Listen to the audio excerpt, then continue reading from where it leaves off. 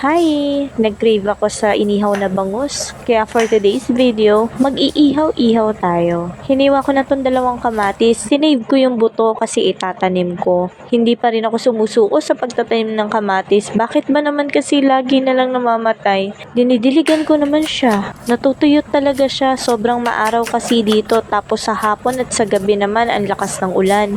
Pero sa umaga hanggang tanghali, sobrang tirik talaga ng araw. Kaya sa susunod pag nagtanim ako, medyo isisilong ko nga. So hiniwa ko na rin yung sibuyas, tapos bumawas na rin ako para sa sausawan. Then the rest, ilalagay ko na dito sa loob ng bangus.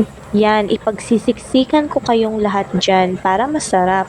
Ang laki na sana talaga ng mga kamatis na tinanim ko. Kaya lang natuyo talaga siya. Unti-unti siyang namatay. Ewan ko lang kung namatay na talaga siya. Kasi the last time naghihingalo pa lang eh. Pero hindi naman ako nag-give up sa kanya. Diniligan ko pa rin siya ng umaga. Tapos inilipat ko na rin baka sakaling mabuhay pa. So yan na, nailagay ko na yung kamatis at sibuyas sa loob ng bangus. Nilagyan ko na ito ng iodized salt, paminta, at seasoning. Magic sarap yung ginamit ko. Ayan, side by side. At syempre, lalagyan ko din itong loob niya ng paminta at saka ng seasonings. Nilinis na nga ng kapatid ko yung ihawan at ready na rin itong bangus. Kaya yan, tinulungan niya na akong magpabaga ng apoy. Magpabaga ng uling. Siya, punta na ako sa harap ng bahay kasi nandun yung ihawan. At eto na nga guys, may baga na ang aming uling. And look at this, my heart-shaped na uling. Astig, black heart. Pagningasin natin ang pusong yan. Nang okay na ang baga dun sa uling, syempre nilagay na namin tong ihawan. Naghugas lang ako ng kamay kasi nga hinawakan ko yung black heart. Hahawakan ko din yung bangus. Ano naman, masusunog naman siya. Pero kahit na, kailangan malinis pa rin yung kamay. Anyway, so yan na nga, nailagay na namin si bangus. At sabi nga ng kapatid ko, baliktad daw, dapat daw, nandun ang ulo sa kabila kasi mas malakas daw yung baga doon. So, inikot ko siya at nagpatuloy siyang ihawin dyan.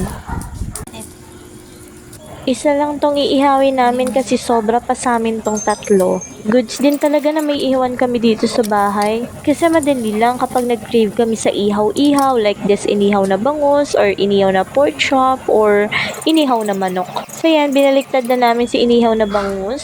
Yung bandang ulo, hindi pa masyadong luto, pero lulutuin namin yan mabuti. O, di ba ang bilis? Ganito talaga ang pag-iihaw ng bangus, sunog, parang sunog, pero hindi. Kasi kaliskis lang yung sunog.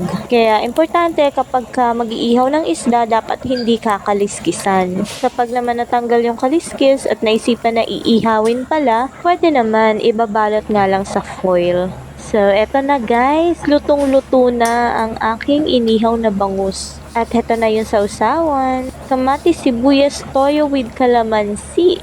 Kulang ng siling labuyo. Pero carry lang, masarap pa rin yan. Sige, kain po tayo. That's it for today's video. Thank you for watching. Bye!